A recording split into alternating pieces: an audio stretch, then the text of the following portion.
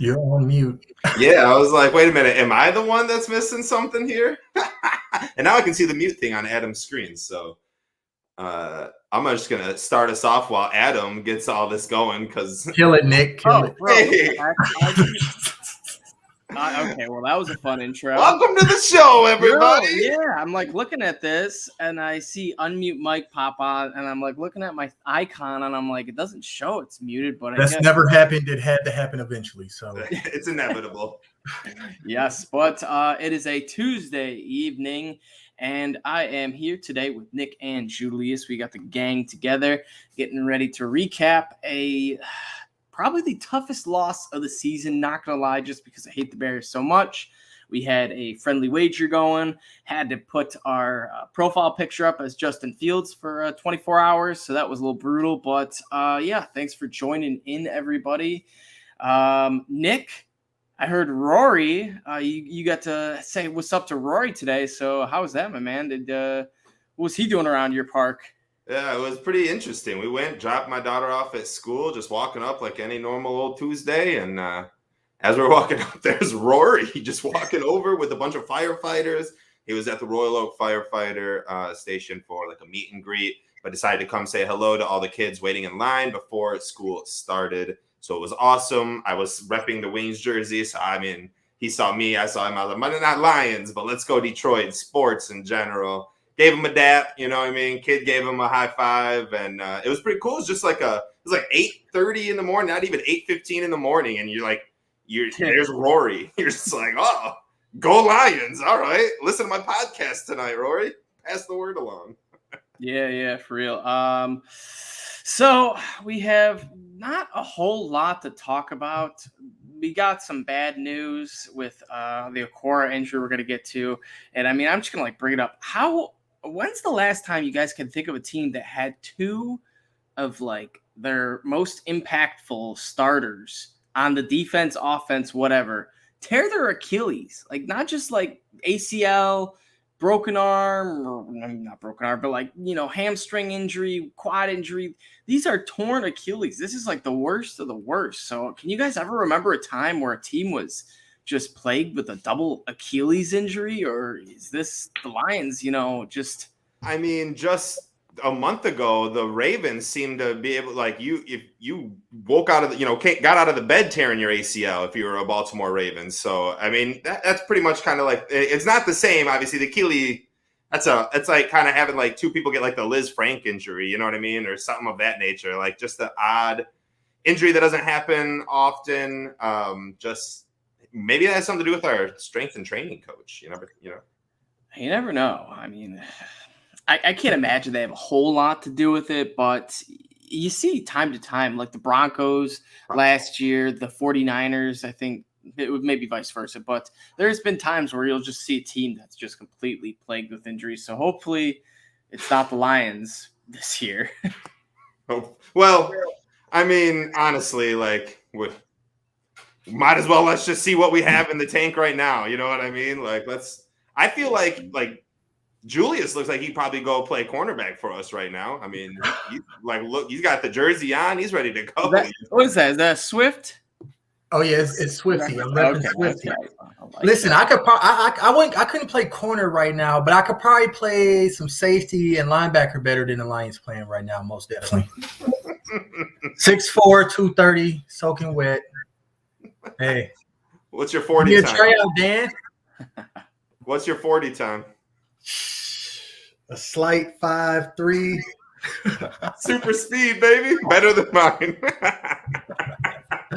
That's if I make it the whole way. 100 yards. I don't stop for a break at the 20. That is freaking hilarious. I mean, one of these days. I mean, maybe you guys might be too old, but Adam's these old guys up here. What are they talking about? Pulled muscles. Yeah, man. I haven't really had any type of old man, pulled muscle issues in my past, but I'm sure they are looming. They are, sir. I can assure you of that. They will get you. Nonetheless, we had some more Lions news in which the inevitable happened, of course. Jamie Collins reunites with the Patriots. They were, of course, just waiting till we cut him because Dan Campbell made it damn well clear that he wasn't going to play again for the Lions. So I'm pretty sure everyone just kind of knew he was getting cut. No one bid on him, and the Patriots said, come on back home, like they did with Tavai. I mean, pretty much. I mean, and honestly, he didn't fit the scheme. I mean, I think it was the right move because, I mean, he looked very bad the first couple of weeks. He wasn't making us better. You know, he's getting up there in age. He's just didn't fit in our scheme. You know, it's going to be a lot of players. Brad Holmes isn't done reshaping the roster or shedding the Patricia dead weight.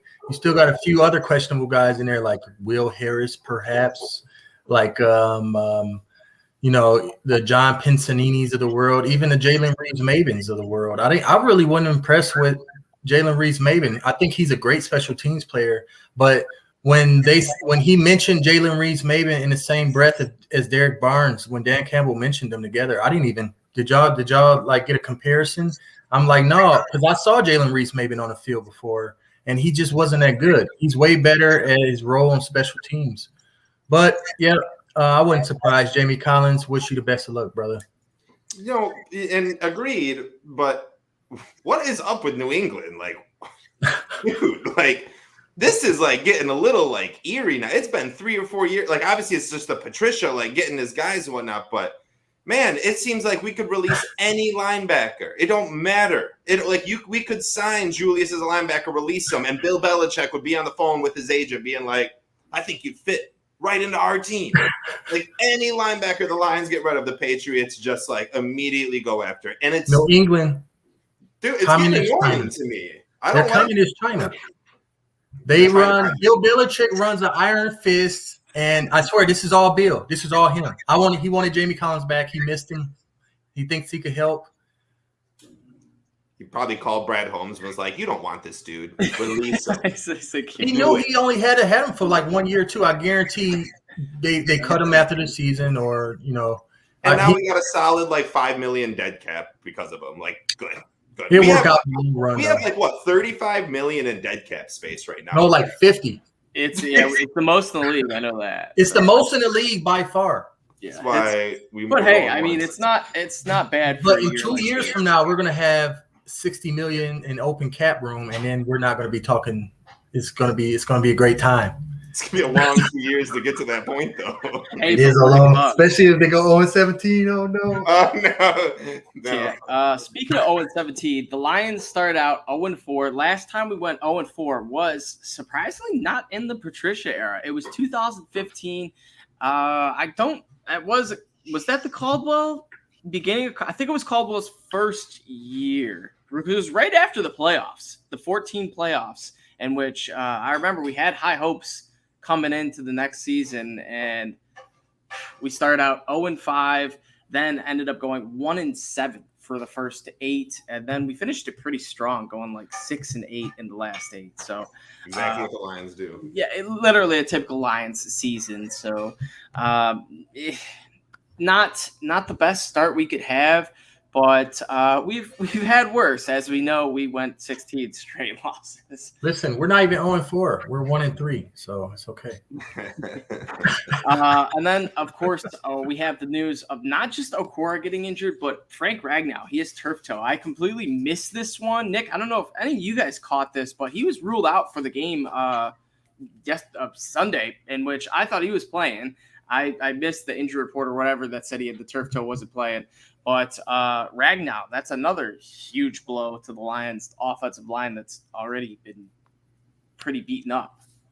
Yeah, that is tough. And then you saw what happened with the replacement. We all saw that. What have you ever seen a play where it just gets snapped off the quarterback's knee and literally just falls into the arms of the defender? I had never seen that before. I was like, this is just typical Lions right here. They give us something new every week. It's like watching a great TV show, man. You never know what you're going to get. You know what I mean? You always know what the ending's going to be. So there's no surprises.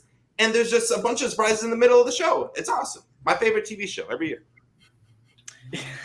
Yeah, favorite and most sad too, and most depressing, I guess.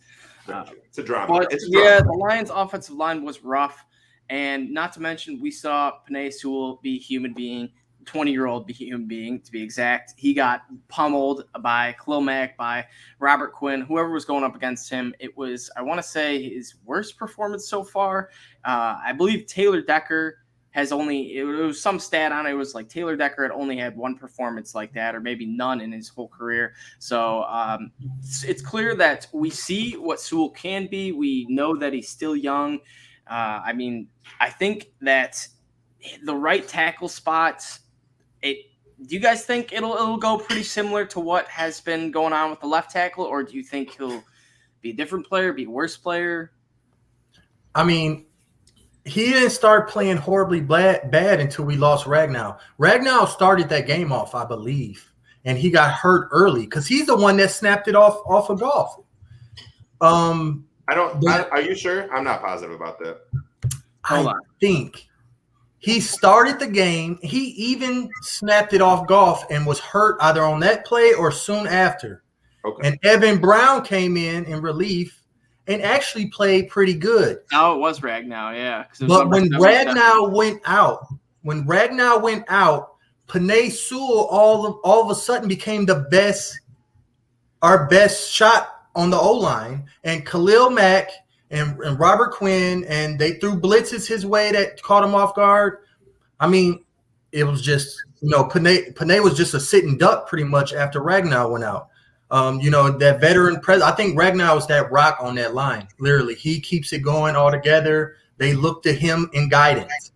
So, it's just, it sucks with Penei. I mean, I don't think any differently. I think he's going to end up being a great player. I think he's going to end up being an all-pro player still.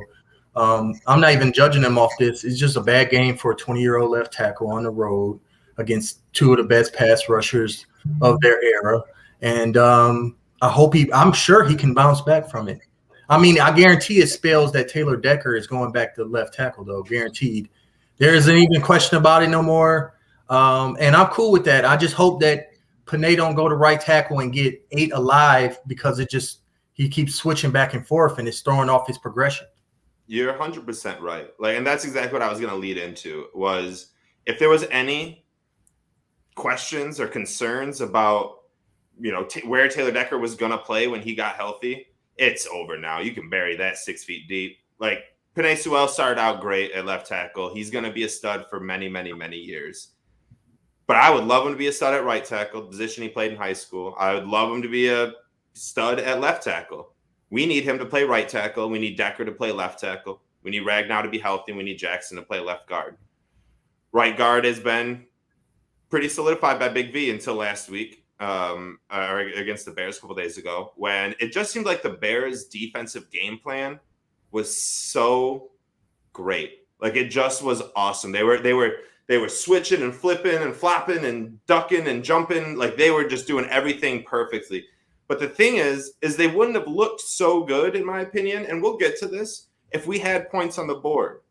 But 3 turnovers in our first 3 drives means any defense can really start to set their feet in, and they can really start pushing back. So the biggest, way to combat a good defense is to be a good offense and to put points on, whether that's field goals or touchdowns. It doesn't matter. You just need to stay within the game, right? That's going to keep the defense kind of off balance. What are they going to do next? But when you're down 14-0, 21-0, there's not a lot of balance that you can have on your offense, so the defense doesn't have to really predict when it's going to be a run or a pass. So ultimately, though their defense looked good, which really, kind of shined down on our offensive line, kind of showing how bad they were, I feel like this game all could have been changed with some different coaching calls. But again, we'll get into that a little bit later. Yeah, we will get into the Dan Campbell scrutiny that he may have faced by some of the fans, some of the media, by us possibly. But as of now, to wrap up the news, Calvin Johnson just tweeted out a few minutes ago he might have a Super Bowl party. So, boys, if Calvin Johnson does some sort of Super Bowl party deal, what would it take for you to, not go to this event? Would it have to be something like too expensive? Would it have to be something where it's like open invite, a million people are going to be there, you just don't want to deal with it? Or are you trying to go to this event no matter what, regardless of what the price is, who's going to be there or what? I mean, I'll start real quick, Julius, if you don't mind. I probably wouldn't be at this event. I think it would be awesome, but I think for both the reasons that you just said, whether it be you have to pay too much money to go, I wouldn't be going, or it's free and there's going to be a bunch of people and I don't really want to go. I mean, I'm not going to like push my way to see Calvin Johnson and say hi to him. Like, if I ever say hi to Calvin Johnson, it'll be because I passed him on the street. I'm just like, yeah, Calvin Johnson, that's awesome. But I do want to dissect this tweet just a little bit, because as we've talked about, reported on, mentioned, thought about, dreamed about, Calvin Johnson hates the Lions. Like, that's just been set in stone. And maybe not the Lions, but the Fords, the ownership, the team, basically, right? Out of nowhere, Calvin Johnson puts out Super Bowl party. Who's coming for the Lions? Like, you got to read into that. Well, I'm thinking there might be a deal getting done where he's getting his money soon and he's going to be back in big on the Lions train. I'm trying to read between the lines of this tweet. This is not just Calvin Johnson sitting there after a blunt being like, I'm going to tweet out a Lions Super Bowl party. There is something behind this tweet. And I want to get to the bottom of it. In my opinion, I think it means something's getting done. I like it. Boy, I hope so, man. We need Calvin back. Just seeing that. Julius, did you get a chance to watch the Calvin Johnson football life? No, I did not, but I've seen several cutout scenes. Yeah, come on. I know. He asked me the same question. I said, listen, I got a busy life, man. I got a busy life. Definitely gotta catch it on the rerun or on demand or whatever. But yeah, it was excellent. Calvin Johnson, he loves the fans, and all respect to him. And like I mentioned, Nick, in the last episode, I kind of got some comforting on his sudden retirement, in which Matthew Stafford kind of knew it was coming. And then honestly, the part they talk about is Stafford noticed it on Calvin Johnson's last Monday Night Football game. He had one of the security guards mail his cleats back home, and Stafford was like, "That's weird. Why would he keep his last Monday Night Football cleats? Maybe he's retiring or something." So sure enough, Calvin kind of knew it since day one and didn't want to be a distraction, which makes sense. I understand. But that wraps up the news. Let's dig into this Lions-Bears train wreck is what I call it. Let's start off first quarter. The Bears absolutely marched right down on us. It looked like Justin Fields had the best drive of his life, picked us apart, made throw after throw. Just looked phenomenal, led to a David Montgomery nice 8-yard punch-in touchdown.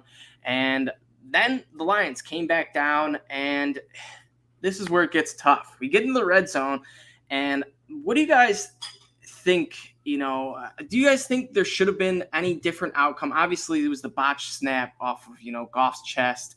But do you think that, I don't know, we should have been more aggressive there? We should have just tried keeping our ground and pound going, or what, I guess? Speaking of the fourth down, right? Yes. Wait, yeah, what play are you talking about, Adam? What are you talking about?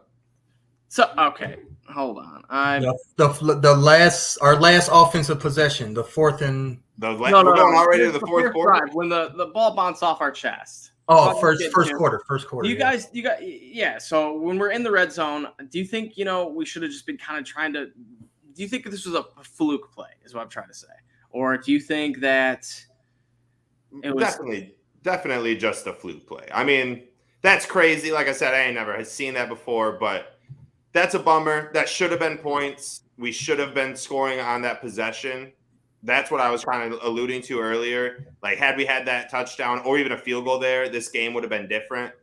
But we didn't. That's the ticks and, that's the nuances of football, basically. So you just got to adapt to that, and you can't let that – it's the first quarter. You know what I mean? Like, this should not have made or, make or break our game by any means. But it was pretty gut-wrenching.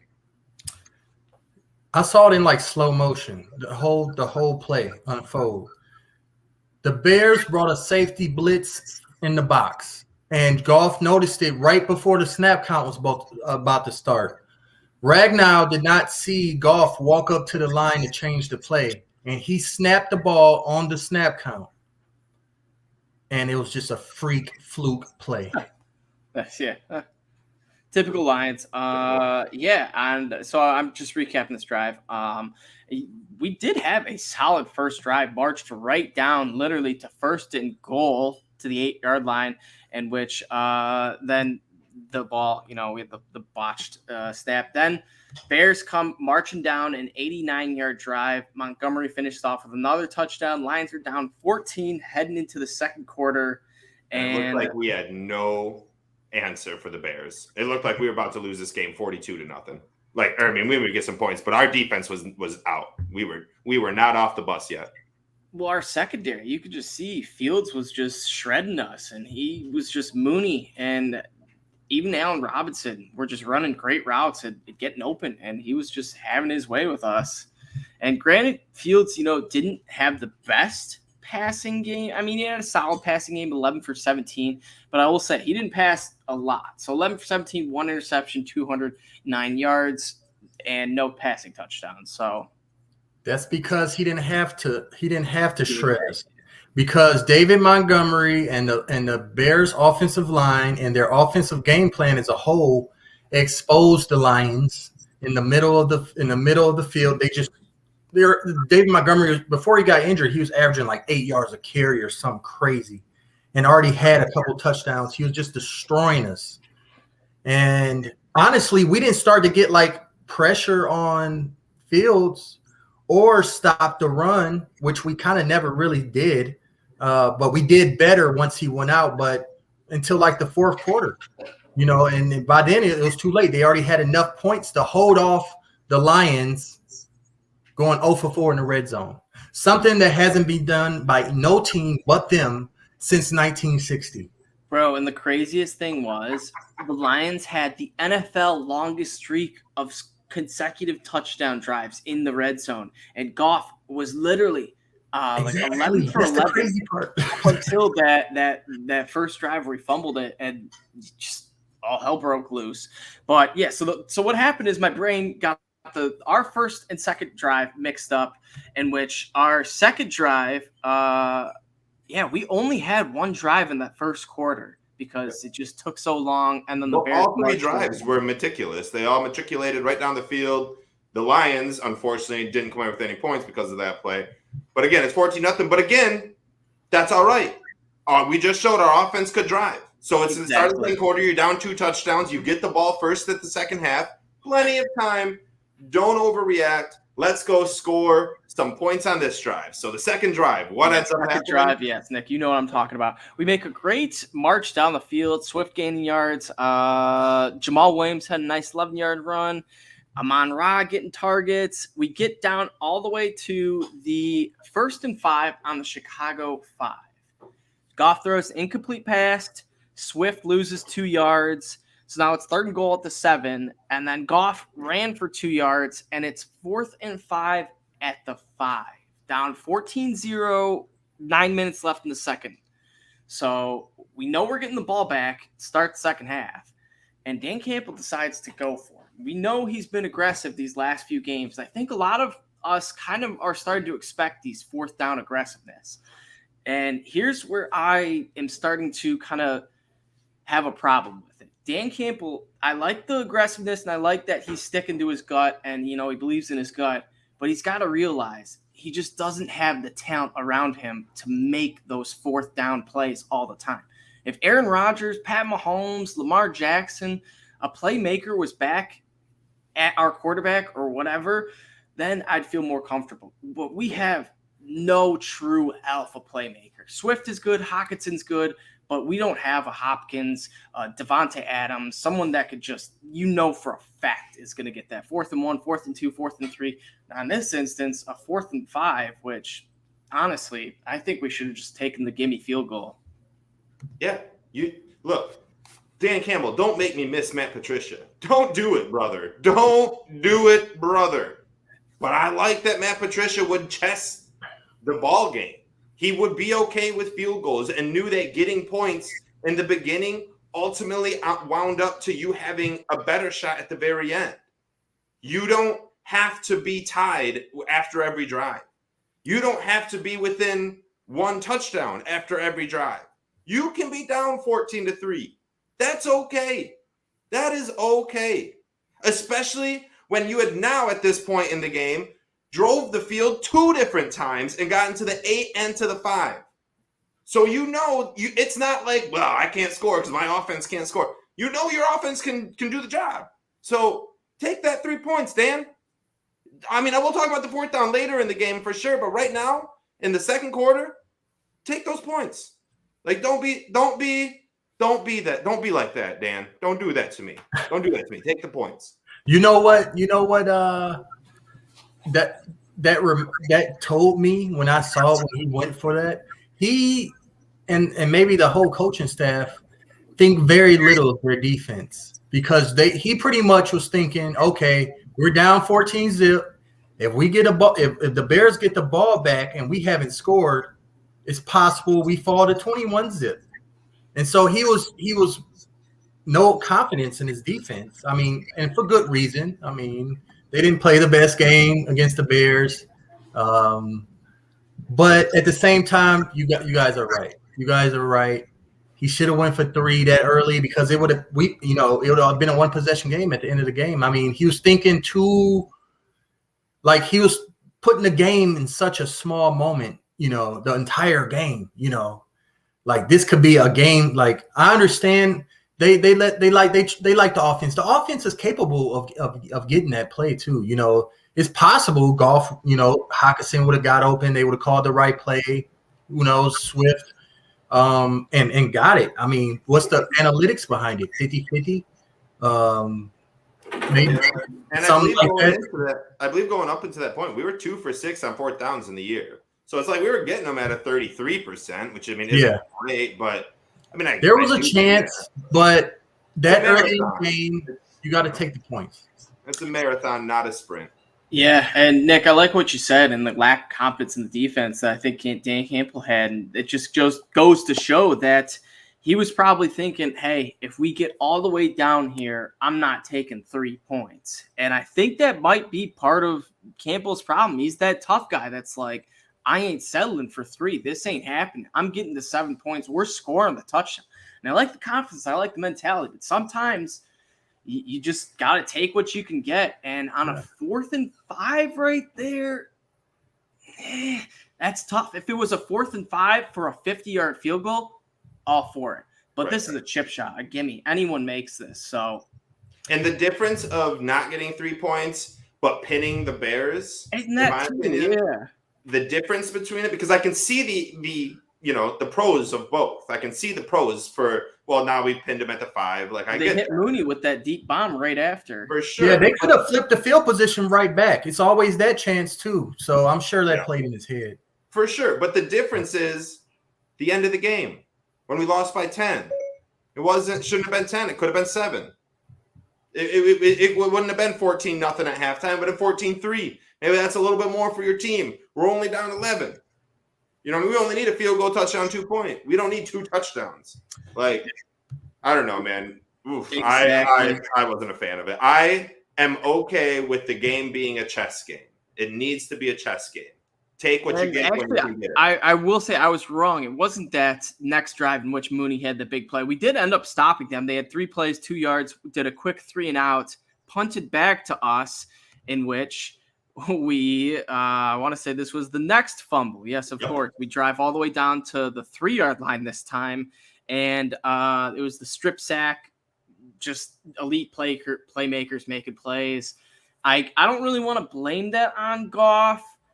But do you guys think this is any type of, Goff not having strong, big hands? Because I know he's had that stigma go past a couple times where he's got the baby hands. But do you think this was a fumble for, any typical quarterback? Yeah.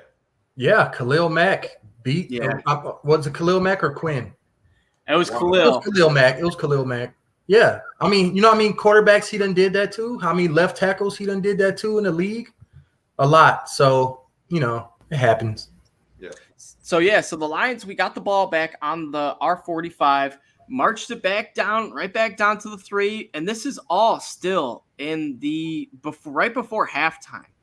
And this is interesting too, because this was the 3rd and goal. So if this was an incomplete pass, we would have been faced with another. So not just the 2 we saw, but we would have faced a 3rd, 4th and goal or 4th down decision for Dan Campbell. And what do you guys think he would have done if we were 4th and goal on the 3, 2 minutes left in the second half, down 14-0? Do you think he goes for it again, or do you think he says, you know what, we were just here, I'm taking my points, we're about to get the ball back?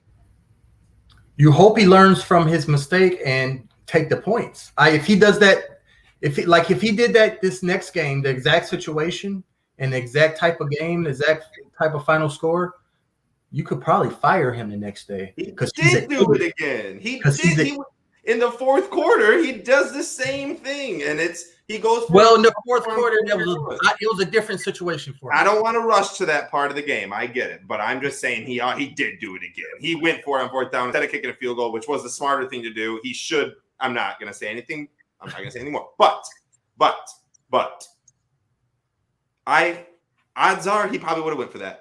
I mean, if you're a betting man, if you're sitting there and you're playing blackjack and odds are that you should hit it to get a 21, you're not just going to be like, no, not this time, boss. No. I mean, it's Dan Campbell. Dude's going for it. It's either you don't have confidence in the defense or you don't have confidence in Austin I don't remember, Sapporo, whatever his name is, the pizza joint. He has confidence in himself, I think, because he kept saying he goes with his gut. I go with my gut. He said that in the first game. He said that when he went for a couple 4th downs against the Packers. I mean, hey, man of conviction. If that's who he is, then that's what we got. My concern is we don't have the players to back up his convictions. I agree. I mean, to be all honest, this game right here at this point that we're talking about could easily be 17-14 Lions, 13-14 Bears, 9-14 Bears. If we got a field goal on all 3 of those drives, this game is so different. We had shown 3 straight drives that we could eat the Bears alive. Their defense had nothing for us until the final 8 yards, which, that's not going to happen every week. We got very unlucky this week. The Bears executed in the red zone in the first half. But honestly, we could be up 21-14 right here. You know what I mean? If we would have played our cards. And then what's the funny part is, literally, just last week, we lost 19-17, in which a team kicked 4 field goals, and 1 touchdown. 4 field goals, 1 touchdown. Lions had 2 touchdowns. We lost the game. So it just goes to show you can kick enough field goals and win a game if your offense can march down and into the red zone like we've been doing lately. So I don't know. We'll get to more of it. Of course, we'll get to another 4th down decision Dan Campbell made. But here's the thing that stat I saw: Jared Goff, 114.3 QB rating with no pressure. 56.8 with pressure. So does this tell you that we need to have an elite line around Jared Goff, or Jared Goff can't be our QB for the future because a 56 passer rating with pressure you can't have? We knew this coming into it. Jared Goff had a horrible offensive line in Los Angeles and did nothing with it, so much so that they traded him away along with 2 first-round picks and a 3rd-round pick, just so they didn't have to have him no more. Jared Goff is not a good quarterback. We knew this coming into the season. We all had hope. We want to believe. If you need a quarterback to throw 10 yards and under, Jared Goff is your boy. That's your boy right there. Ain't nobody better. But if you need a quarterback to throw 11 yards or more with 5 or more people walking in, Jared Goff is not your guy. He is not your guy. So ultimately, we're Lions fans. We are used to Matthew Stafford. We said this all offseason, and I most definitely harped on it. We are going to see a whole different kind of team. What I thought that was going to couple with was Dan Campbell being able to call field goals, and we were going to score a lot of field goals and win the game with our kicking team. Probably should have kept Prater if we wanted to do that. But now, we're at this point where, we're just stuck with Jared Goff for 2 years. There's no quarterback coming out this year that we're going to want to get. Spencer Rattler with the 2nd overall pick in the draft be the most Lions thing in the entire world. We're not getting a quarterback this year. Goff is our guy this year. Goff is our guy next year. If you want to bring in Dave Blau, I'm open to the debate and I'm open to the conversation. Yeah, honestly, not even opposed at this point. But so we go into halftime down 14, and then we get the ball back. This was kind of the tough one. We get the ball back at half, and we do a quick 3-play, 1 minute, 38-second, 3-and-out drive. Punt it back to the Bears, and they march down 6 plays, 2 minutes, 50 seconds, 77 yards, and put another touchdown on us, going up 21-zip. And honestly, Nick, going back to what we were talking about in the first half, had we had points on the board, I think you feel just better about yourself seeing points rather than a 0. I think just seeing a big old 0 on the screen, on the scoreboard, it can't be good for just the confidence of a team. And even to see, because you could bring up the whole Tom Brady 28-3 instance. Well, the Patriots had 3 points on the board, so they had 3. When there hasn't been any 20, I mean, there was the Bills 28, Frank Wright 0 comeback. But besides that, there's not a whole lot of, comebacks where a team doesn't score at all. So can I ask you guys a quick question? Let's hear it. Would the Lions be 4-0 if Matthew Stafford was our quarterback? I don't think so, but I think we would at least have 2 wins.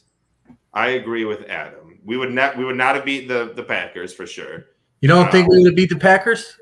No, not at all. We wouldn't have even had the lead at halftime. Matt Stafford would have had us with 3 points or 6 points in the first half, and we'd have to come back in the second half. Same thing with the Niners. But we probably would have beat the Ravens, and I don't know. Actually, I bet Justin Tucker still beats us. With Matthew Stafford, I bet we're still just 1-3. Like, Matthew Stafford. We would have beat the Bears. Yeah, we would have beat the Bears. Matthew Stafford can always beat the Bears. No, for sure. But yeah. Because again, Jared Goff, throughout the first half of this game, was not the problem by any means. Yeah. It was two bad plays, one or both by the offensive line, a bad snap and bad blocking. And then there was a bad coaching play, in my opinion. Bad, we didn't get the touchdown, but whatever. Like, it is what it is. And then Matthew Stafford on 4th down, maybe not got it. Jared Goff didn't get it. Like, who life happened. Life moves on. I don't blame Goff for this. I don't blame him for this. He overthrew Amon-Ra on that last 4th down, though. Yeah, we'll get into that. Yeah, that was tough. So yeah, I'm just looking through play-by-play and some of my notes. But yeah, after we go down 21-0, Lions get the ball back again. And another 4-play, big old. We did nothing really. 4 plays, 15 yards, punt. And this was my tweet where I was like, even a Jack Fox Butte inside the 10 could crack a smile out of me right now because I was just so disappointed and pissed off with the Lions. And then we did hold. I don't know what the Bears were doing, but they kind of like let off the gas at points. It's like. Those 3 touchdowns they had, they went pedal to the metal. And then the rest of their drives, they just kind of coasted in and allowed the Lions to be good. But the one thing I do want to bring up is the Lions had 1 sack this game. And this is a game coming off of in which the Bears allowed 9 sacks, 4.5 to 1 player.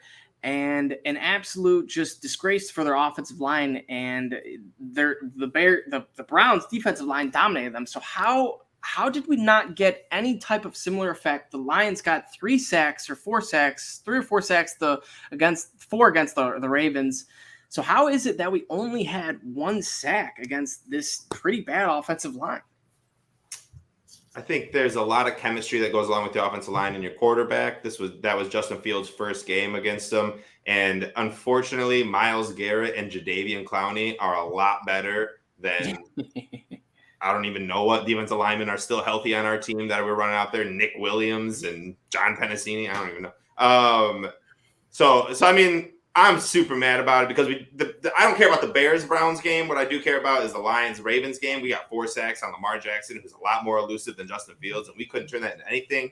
But you have to think it was the Bears coaching who kind of like figured out what Justin Fields does, started to scheme to that. The offensive line coach started to have his offensive linemen kind of more prepared for Justin Fields, and they had a game under their belt. So, I mean, like, NFL is a week-to-week thing. Like, it's not horrible. Like, we don't have the best defense in the world by any means. But, I mean, yeah, dude, look where the heck we lead, like 3 sacks. Maybe if Trey Flowers, Okora was healthy the whole game, we would have had 3 sacks. But we had 1. Charles Harris, who I believe has like 2 or 3 this year. He's got 3 sacks, tying his career high. So he's on pace for double-digit sacks, which would be huge for him.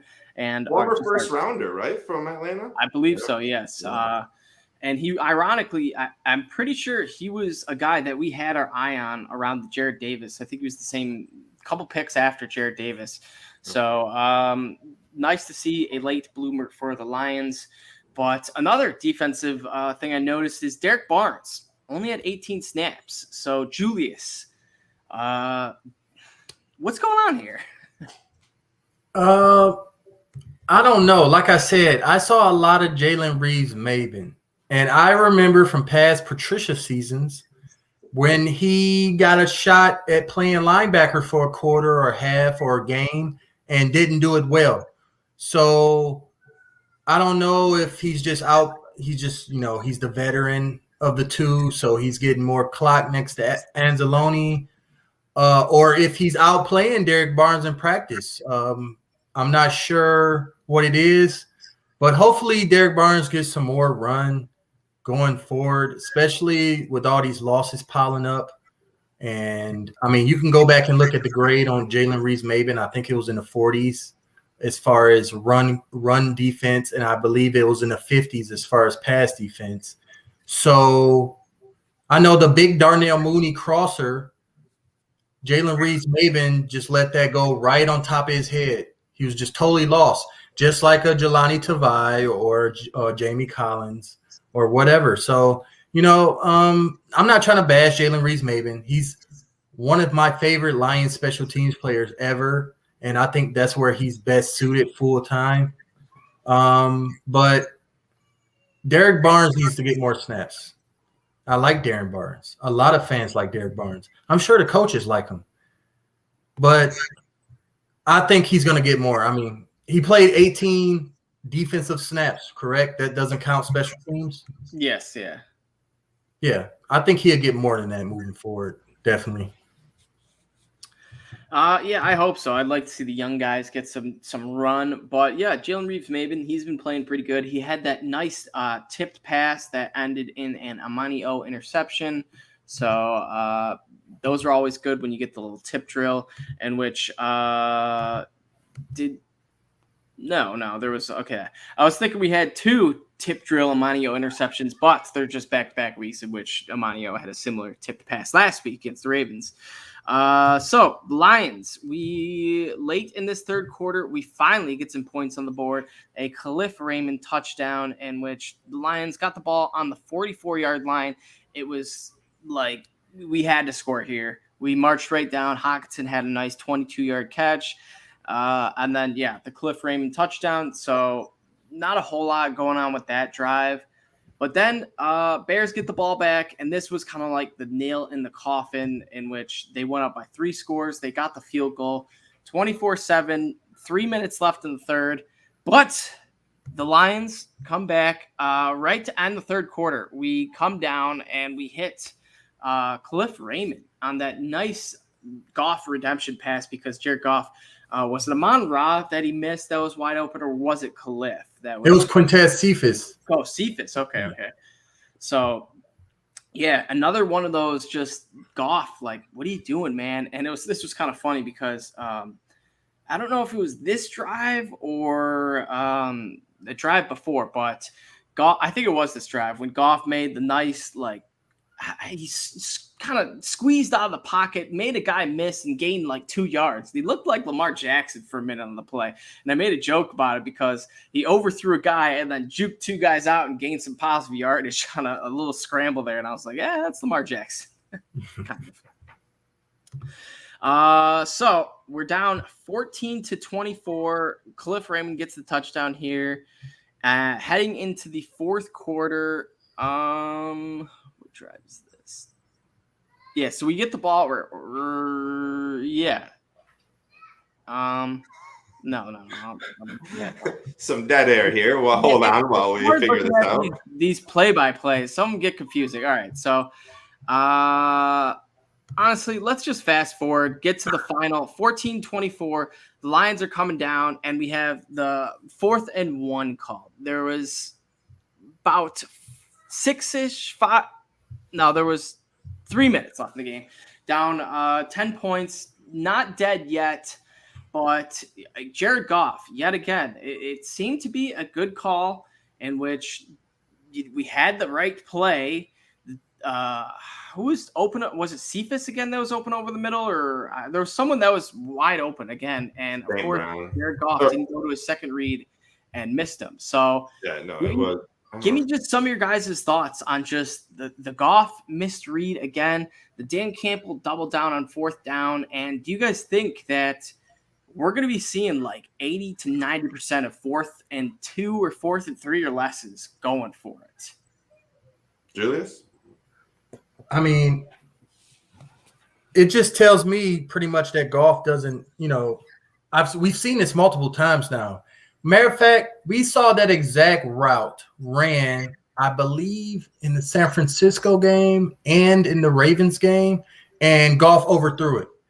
He seems like he overthrows every 5-yard out.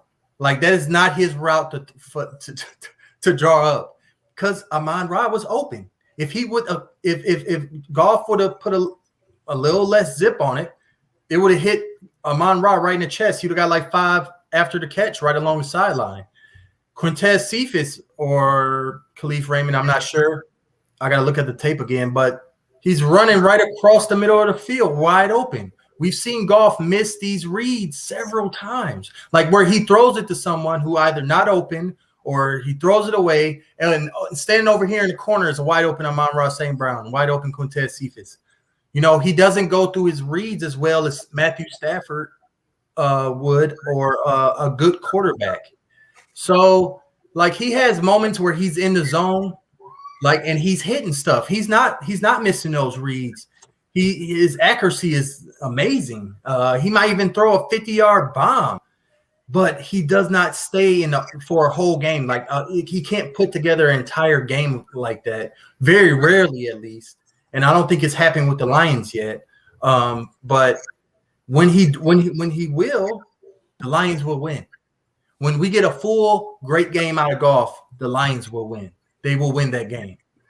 That's true, and I think that's how we do get our first win. Is it's going to be a Goff game in which he comes out for 4 quarters, not just 2, not just 3, not 1, but the full shebang. Plays well. The Lions don't have any stupid ref calls, stupid little mistakes, fumbles, whatever. We just kind of have a clean game, and I think it's going to be one of those random ones. I think we're going to upset a team. I think honestly. Because I think we're at the point. Do you guys think we win more than 3 games? I just want one. I think it's 1-2 is what we're looking at, and I think those 1-2 wins are going to be random against a couple decent teams. I mean, we might be able to get one against that Falcons team, against the Broncos, who might be a little bit more vulnerable than they look. But all in all, real quick though, about that 4th down, because I didn't mention it. The call from Dan Campbell. Like I said earlier in the show, it felt like a different situation than the first quarter one, right? And I felt like he felt like they had a good shot to score. I mean, I wasn't as mad about it, even though it ended the game. That's the sucky part, right? Like if you can go back, okay, you take those points. But in that situation, it's a little more urgency maybe, because you don't even know if you're still going to get the ball back. Even if you make the field goal, the Bears could have just ran it right down the field and time would have ran out all the same. So it's just one of those things. I mean, Dan Campbell, if this is who he is, this is who he is. Just as long as he realizes he learns from his mistakes, in this exact situation, he learns from his mistakes. again, that he doesn't have the personnel. Like Jared Goff might not be built for these fourth downs. You know what I'm saying? Don't put him in that position. Don't put your young offensive line that don't have Ragnar in that position. Your inexperienced wide receiver core. Like, have a little less confidence in your offense in those situations. Dan Campbell didn't make the right call. It's just as plain as simple as that. On this last one, you're down by 10. You're right there. Kick that field goal, because what you're doing is you're now making – so you go and you score that touchdown. You stop the Bears. You get the ball back. Now you're trusting a kicker who was on a practice squad a week and a half ago to go hit this game winner. In my opinion, I'd rather just take that fucking Hail Mary shot, kick that field goal, and give us one more shot to throw a Hail. You can throw a Hail Mary 70 yards. You can't kick a field goal. At least our kicker can't kick a field goal 70 yards. Justin Tucker could if it was against the Lions. The fact is Dan Campbell just didn't make that call correctly. Like, it just isn't. Like, he goes with his gut. You're already down there. You just scored on your last 2 possessions. Like, I get why his gut was telling him that. I get every reason why he did it. The fact of the matter is you can't just be taking all of that stuff in. You need to look and figure out what is best for that drive and what's going to help you prolong the game, extend that game, and what's going to help you ultimately get the W. You literally put a 10-point game on ice with 4 minutes to go by going for it on that fourth down, when in fact you could have at least got yourself into a one-possession game, and then God knows anything can happen in the final 3 minutes of a football game. So I just don't like it. But the thing is, though, he had 2 open receivers on the play. Right. They should have got it. So the call was made. Got it. The call was made, and we get down to Jared Goff. First and foremost, I don't know if I agree with the call to pass it on 4th and 1 when Jamal Williams had been averaging 4.5 yards per carry. Don't give it to Swift. Swift was on the bus the entire game. That dude's knees never got off of the bus. But Jamal Williams was there to play. I think we should have went with him. Regardless, we put it in Goff's hands. You trust him. Right on. He didn't make the right read. He threw a bad pass. It is what it is. Fact of the matter is, Jared Goff is not to blame for this loss in any way, shape, or form. Jared Goff had us in the red zone 4 times and 2 touchdowns on the other 2 times. That is 6 of our 9 drives we should have had points. That's 6 out of 9 drives we should have had points. Even if they were just field goals. On the other 4 drives that weren't the 2 touchdowns, that's a win. If we would have just kicked the field goal on every drive we were in the red zone, that's a win. Now, ultimately, we turned it over 2 times. That obviously couldn't have happened. We went for it for the other 2 times. Here is the thing. You have to get points when you are able to get points. And it might not be cool. It might not be sexy. It might not be hip. It might not be the John Harbaugh, Andy Reid, Brandon Staley type of style. It might be the Matt Patricia old way. Nobody wants that shit anymore. Fact of the matter is we could have won if we would have got 4 field goals and 2 touchdowns. You know what we got? We got 2 touchdowns and 0 field goals. I don't blame Jared Goff for any of that. I'm sorry, but I really, really, really don't. You need a quarterback that can get you into the red zone. Jared Goff did that numerous times. A copious amount of times. 6 out of 9 times we were in that red zone. How can we sit here and blame the offense for that? What needs to happen is we need to check ourselves in the mirror, the offensive lineman. A, get your shit together. I don't care who's injured. Next man up. And B, Dan Campbell needs to look at himself and say, I'm 2 for 8 on 4th downs. I'm 0 4 in the NFL. Butt-loving Urban Meyer, who might not even be a Jacksonville Jaguar coach in 2 weeks, is looking like a better coach than I am right now. And I can't have that. Dan Campbell needs to go be confident in himself, but understand that this is a chess game. This is a football game, and this is not Madden. Stop playing like it's freaking Madden and start playing like it's the NFL. Get the points when you have the option to get the points. It's just getting stupid. And in 7 weeks, if we're 0-11 and Dan Campbell is 10 for 45 on 4th down, I'm losing my mind, bro. I'm losing my mind, and I'm going to start calling for his job, which is the last thing I want to do. So I'm pissed off about it, but I'm not blaming Goff, and I'm not blaming our offense. The Lions have shown that we can score, we can drive, and we can stop people. Wins are gonna come. Wins are gonna come when Dan Campbell starts calling the correct plays. Yeah, I agree with you, Nick. And another reason that I'm thinking about why we should have just taken the 3 is because we would have been giving the ball back to the Bears, a rookie quarterback, and we knew that David Montgomery, the dude that was shredding us, wasn't in the game. So their backup running back, granted, Damian Williams was playing pretty well, but still, the backup's backup, and a rookie quarterback. And I granted, Fields was playing well. He was kind of torching the defense, but a rookie's a rookie. And with how bad their offensive line looked that previous week, I would have not minded taking the 3 and just rushing the house 3 straight times and hoping, we stuff them real quick, three and out, and try to get the ball back with like 50 seconds left or whatever. But yeah, Nick, you mentioned again the pass play. That was interesting. The Lions, I saw a stat, I forget who posted it, but we are averaging 4.28 per carry, and it's our best since 2004. So hats off to Anthony Lynn, Dan Campbell for getting that going. But Deuce Staley. Hats off to Deuce Staley. But notice it. Like, come on. I get you don't want to keep the clock running, but Jamal Williams gets that first down. I mean, I can't say for certain, but after, what we saw with Goff in the previous weeks with like that exact same play, why not just give it to Jamal or even Swift, the guy, both of them who have been rushing pretty well in that game and the previous game. So yeah.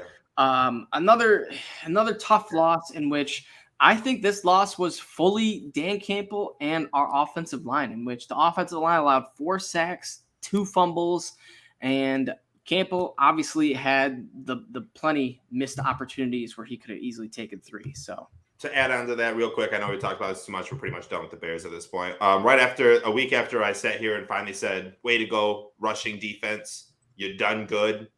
They let me down. Yeah. So I blame us on that. I jinxed us. They are who we thought they were. Our rushing defense is not great. But exactly. Breaking news, the Bears still trash. Of course.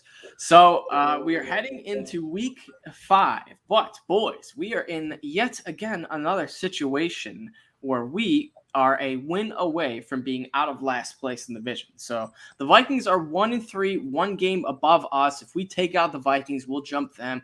They'll fall to last place, which would be hilarious because the Vikings have been honestly a much better team than not just the Lions, but the Bears too. So maybe even the Packers. I don't know. But all in all, the Vikings, this is a maybe winnable game. We are home. No, wait, no. We're on the road. This is another road game. So we're on the road. I will say that will make it a little bit more challenging. But all in all, Kirk Cousins showed that he can be, beaten, and he's not just a, touchdown machine like he was to start the season. So that is good. But boys, what do you think we need to do to get this dub? Do you think it's stopping Kirk Cousins and Thielen and Jefferson, or do you think it's stopping Dalvin Cook like always? Yes. And we're going to have to actually score points too. So all of that, I think you're right.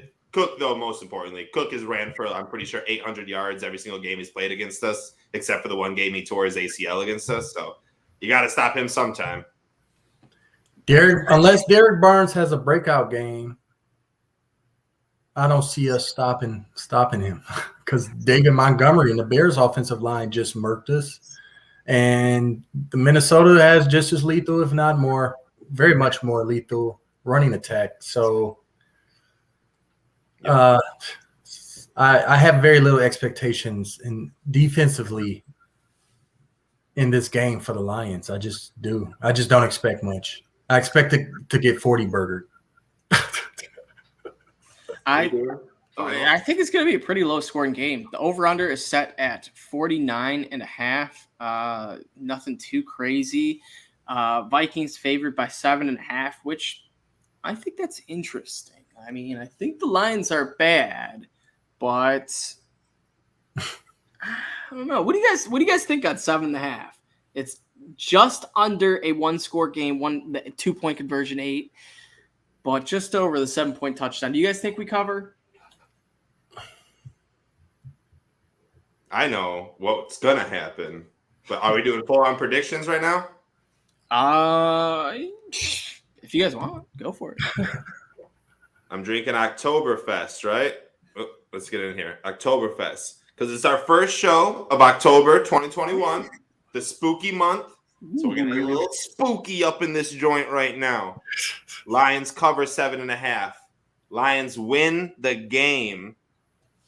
The Lions win this game in a shootout because we put we're going to drive down, very similar to the Bears, and we're going to get 6 red zone opportunities. We will score touchdowns on 4 of them. We will score a combined total of 34 points. The Vikings will score a combined total of 32 points. Smash the over, smash the points. Lions 34, Vikings 32. Let's get spooky in October. Ooh, love it, love it. Julius, you think we are hitting the over and covering, or one of the two, or neither? I think that it's going to be a rough game defensively again. I just can't until I see. I just don't trust the Lions because I don't know who they are. They do different stuff all the time, offensively and defensively. So I'm just going to expect the worst until I see some consistency. And I think that Minnesota is very much capable of scoring points on us. Now, the question is, can we make it a shootout?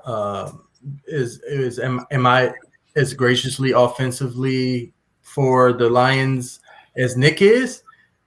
Yeah, I think they can because they've shown that they can. They just do stupid stuff like go 0 for 4 in the red zone against the Bears. I mean, there's no other explanation. But I'm gonna say the Lions will score 27 points and Minnesota will score 37 points. And I might be wrong, but that's just what I just feel like this is where we're at. 0-4. Like, I do not trust this team. I'm done expecting anything.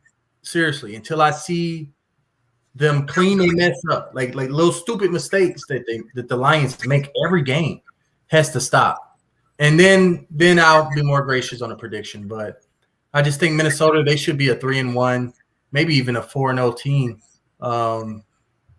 So yeah. Yeah, the Vikings have had some tough breaks. They lost their first one, 3-point loss to the Bengals. Then they lost they literally should have beat the Cardinals, in which their kicker, Greg Joseph, missed a 36-yard field goal to win. Then they beat the Seahawks in week 3, and then they just lost to the Browns, in which they only put up 7 points week 4. So I think the big key is the defense. They put up 30 points, or 24, 33, then 30 in their first 3 games, then 7. And the Browns handled them pretty well. So if the Lions, can somehow win I like the field goals in the high scoring game, Nick, but I'm going to go with a 19 to I'm going to go 17-16. Lions lose by 1. I think we're going to give up a Kirk Cousins game-winning drive to end the game, or to just end the fourth quarter or whatever. But 17-16 Vikings. I think it's going to stay under. I think the Lions are going to take some more field goals and try to get more points in those red zone opportunities like you mentioned, Nick. But I don't think it's going to be a super duper high scoring game. I think it's staying under, and Lions will cover. You guys, Nick, you're muted for the Go Lions. Who mutes themselves? I said I was going to stand on my show, man. I know. Julius is the only one who hasn't muted himself. Hey, well, Julius is the one that always does. You're just doing an Adam Stark impression. It was pretty good, wasn't it? It was pretty good. All right, boys. I think that's going to do it for us for today's show. As always, go Lions. And, of course, you guys can check us out individually at myself at EverydayFFB. Check out Nick at Nick Faber NFL, and check out Julius at The Fifth Top. And of course, go check us out on Honolulu Blues _. And also, we kind of rolled this out last week was the first time we had this little contest / idea. But each week, we're going to be doing a first touchdown score of the game. I know I could get that out of my mouth, but first touchdown score of the game for the Lions. So we'll put out a poll of 4 Lions players, and whoever that Lions player wins the poll, if they score the first touchdown, we're gonna give away some free cash to some winners. So stay on your toes for that look or for that tweet. But every Sunday, first touchdown score. If it's a Lions player, you might be winning some cash. But Amen. as always, go Lions, and see you all next week. Go Lions. Go Lions.